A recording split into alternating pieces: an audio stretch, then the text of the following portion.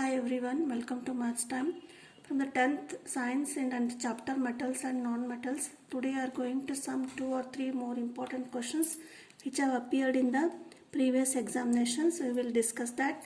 In that first one is, explain the process of electrolyte refining of copper with the help of a label diagram.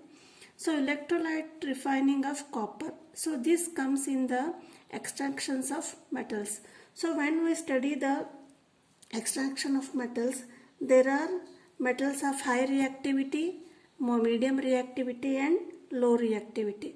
The metals which are low reactive, so they occur in the sulfide ores or in the form of carbonate ores.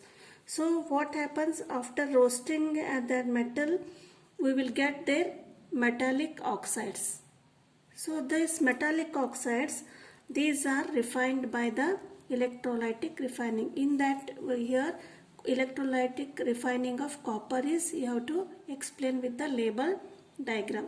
So this is the diagram. Electrolytic solution is there.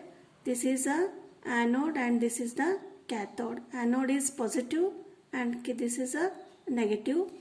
And which is a pure metal and impure metal. So what is the meaning of impure metal and pure metal means, when the extraction of metal takes place after refining, so the metal, the pure metal, here copper metal we get.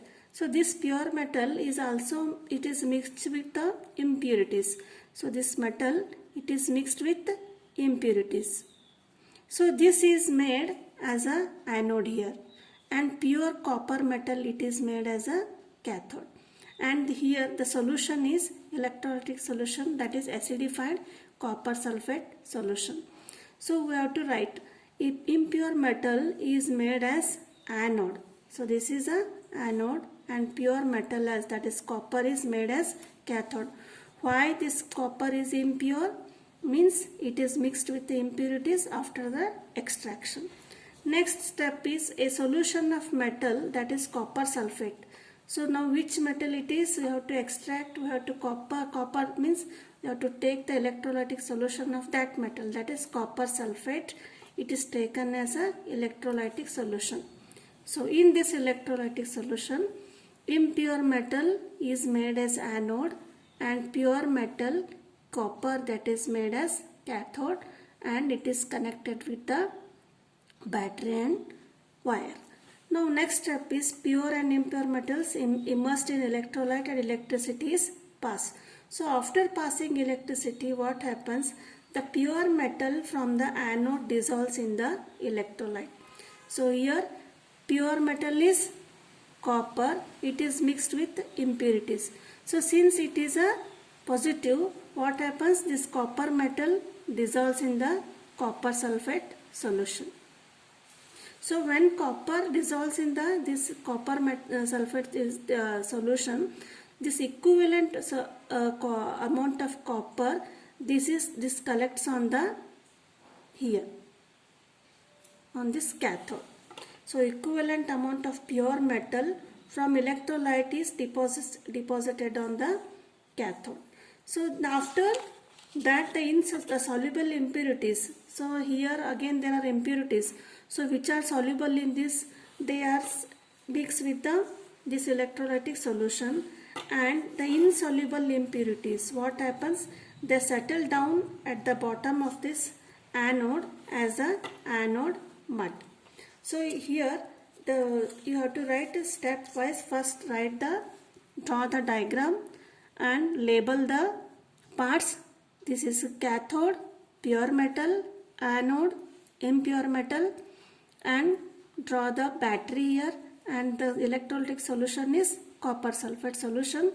When electricity is passed, the pure metal, that is copper, from this anode, this passes into the electrolytic solution, copper sulfate solution.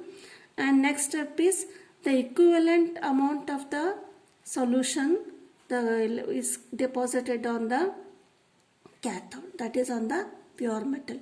Copper from here to solution and equivalent from solution to this pure metal cathode.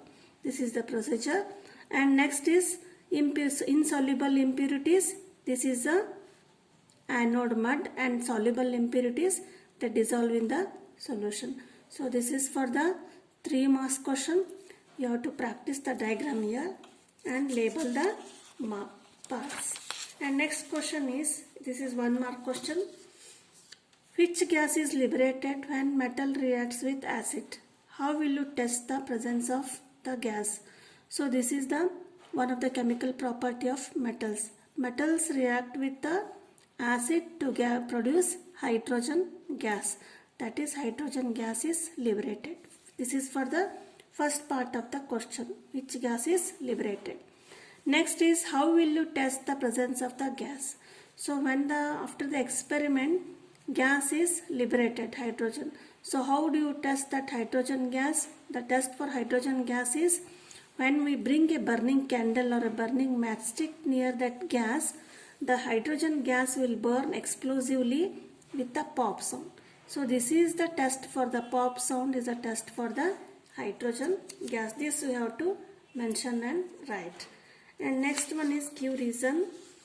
So question is there, chemical reaction does not take place when copper is added to iron sulfate.